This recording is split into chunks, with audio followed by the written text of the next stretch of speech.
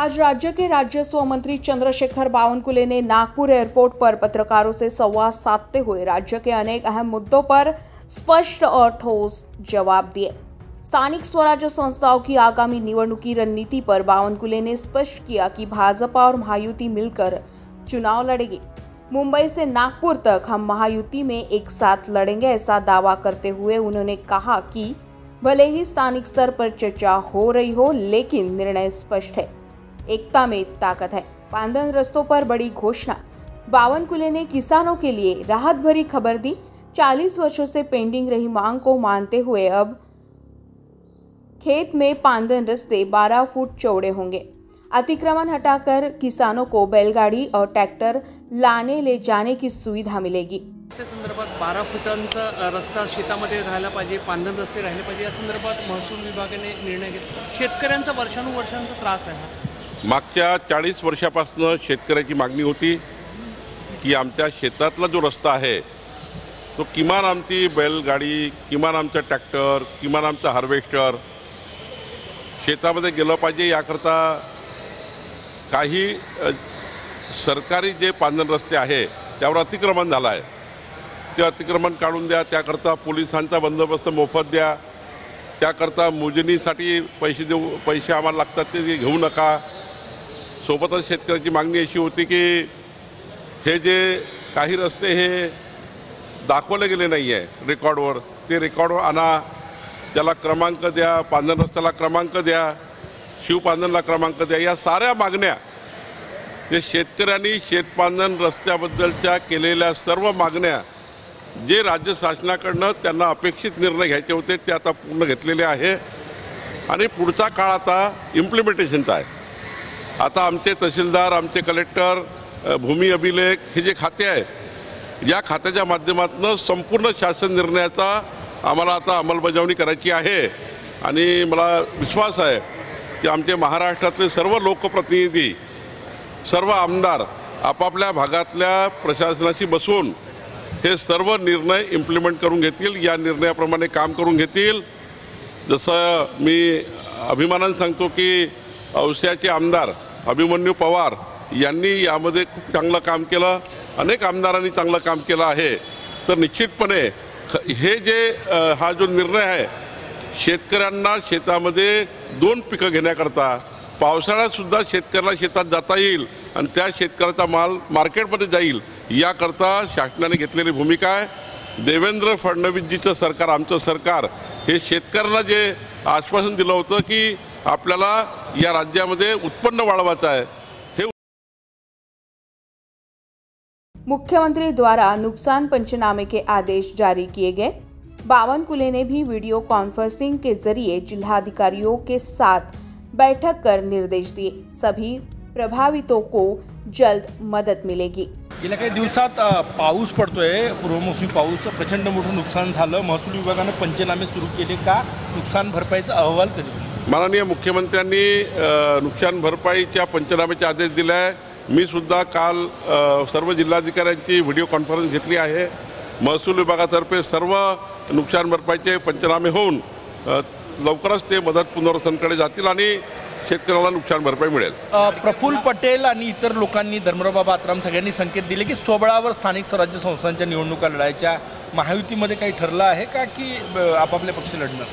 नाही, प्रफुल्ल पटेल काय बोलले, धर्मरावबाबा आत्राम काय बोलले मला याबद्दल माहिती नाही, पण भारतीय जनता पार्टीची भूमिका आहे येणाऱ्या सर्व स्थानिक स्वराज्य संस्था या महायुतीमध्येच लढायच्या।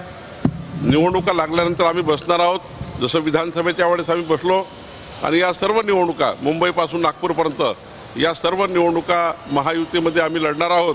स्थानिक लेवलला काही त्या ठिकाणी काही चर्चा असा होत आहे की आम्ही वेगळे लढू, पण महायुतीचा निर्णय हाच आहे की आम्ही एकत्र लढणार आहोत। आत्राम काल म्हटले की मला भाजपनं पाडण्यासाठी अपक्ष उमेदवार दिला होता, त्याला पैसाही पुरवला होता। नाही, महायुतीमध्ये सर्वांनी इमानदारीने काम केलं आहे।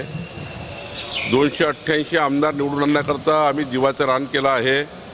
माननीय धर्मरावबाबा आत्राम साहेबांना सुद्धा निवडून आणण्याकरता मी स्वतः 2 बैठका घेतलेल्या आहे। त्यामुळे मला असं वाटतं आज ते दिवस नाही आहे, यांनी काम केलं नाही, त्यांनी काम केलं नाही, आत्ता दिवस आहे महायुतीच्या सरकारच्या माध्यमातून 14 कोटी जनतेच्या अपेक्षा ज्या या सरकारशी आहे त्या पूर्ण करणे। आता टीका टिप्पणीचे दिवस नाही, आता आरोप प्रत्यारोपाचे दिवस नहीं, आता 14 कोटी जनतेला न्याय देने दिवस है। कई अफवाहों पर जवाब देते हुए उन्होंने कहा, लाड़की बहन योजना का फंड अलग है, आदिवासी विकास का अलग। अफवाहें फैलाकर सरकार को बदनाम करना गलत है। लाडक्या बहिणी योजनेसंदर्भात आदिवासी विकास विभागाचा 335 कोटींचा निधी वळवण्यात आला आणि त्यामुळे असा आरोप होत आहे की आदिवासी विकासांच्या योजनेवर त्याचा परिणाम होईल। नाही, मला काही समजत नाही कोण या बातम्या पेरतं, कोणाकडनं या बातम्या येतात, कसा तरी संभ्रम समाजामध्ये तयार करतात। कशाला आदिवासी समाजाचे पैसे वळवता येतं?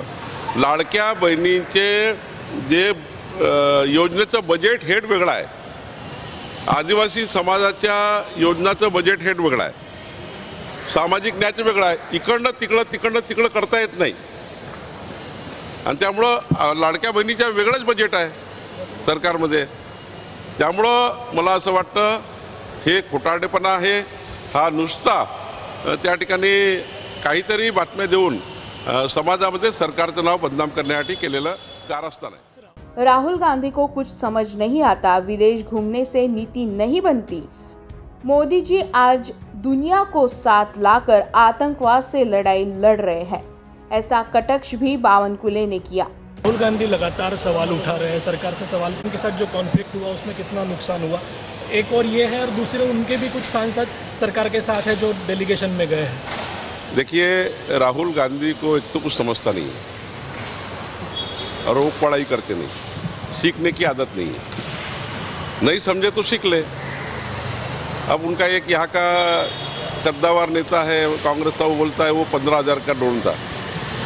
अब मुझे समझता नहीं लोग क्या हुआ है। राहुल गांधी थोड़ा समझ ले, वो देश को नहीं समझ पाए तो क्या परराष्ट्र मंत्रालय की जो बात कही आज उन्होंने कि एनडीए सरकार जो हमारी मोदी सरकार परराष्ट्र मंत्रालय में फेलोर हो गई।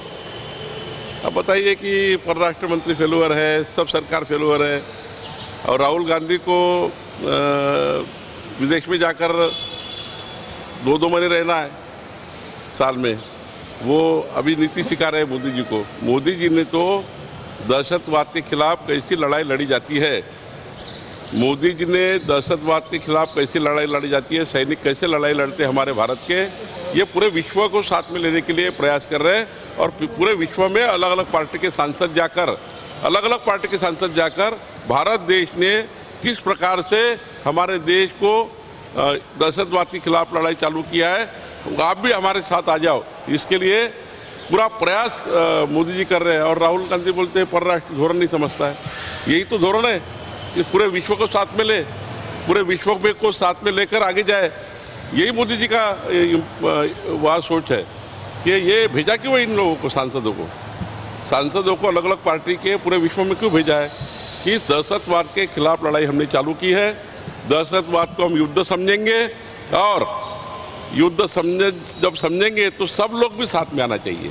यही परराष्ट्र धोरण होता है, यही परराष्ट्र नीति होती है। बावनकुले ने बताया कि लोगों की मांग के अनुसार मतदान केंद्रों पर मोबाइल रखने की सुविधा देने का निर्णय लिया गया है, लेकिन वोट डालते वक्त मोबाइल वर्जित रहेगा। चुनाव आयोग ने बड़ा ऐलान किया है कि चुनाव के दिन मतदाताओं के मोबाइल रखने के लिए सुविधा करेगी। हाँ, वो तो मैं जब चुनाव आयोग से मिला था, केंद्रीय चुनाव आयोग से किरीट सोमैया जी हम सब मिले थे, माननीय देवेंद्र जी ने भी आग्रह किया, माननीय हमारे सभी महायुति के लोगों ने आग्रह किया और जनता का भी आग्रह था कि मोबाइल घर में रखकर फिर वो 3-3 घंटे लाइन में रहते हैं तो अपना मोबाइल वो यूज कर सके, और मतदान के समय जाने के समय में वो कोई ऐसी व्यवस्था करे वो मोबाइल वहाँ मशीन तक नहीं जाए, लेकिन वहाँ आजू बाजू में कई व्यवस्था उसकी की जाए ताकि मोबाइल लाए नहीं। ये जो भूमिका थी, जब मोबाइल घर में है, कोई घटना हो गई, तुरंत कुछ हो गया, 1-1 घंटा लाइन में रखना पड़ता है, उनके बच्चों का सवाल है, फैमिली का सवाल है, फैमिली का फ़ोन आता है, ऐसे में क्या करेंगे? मतदान करते समय मोबाइल नहीं होना चाहिए, बात सही है, लेकिन मोबाइल ही नहीं होना चाहिए, कम्युनिकेशन की सिस्टम ही नहीं होना चाहिए, ये बात गलत है। Kshitija Deshmukh, news first, Nagpur.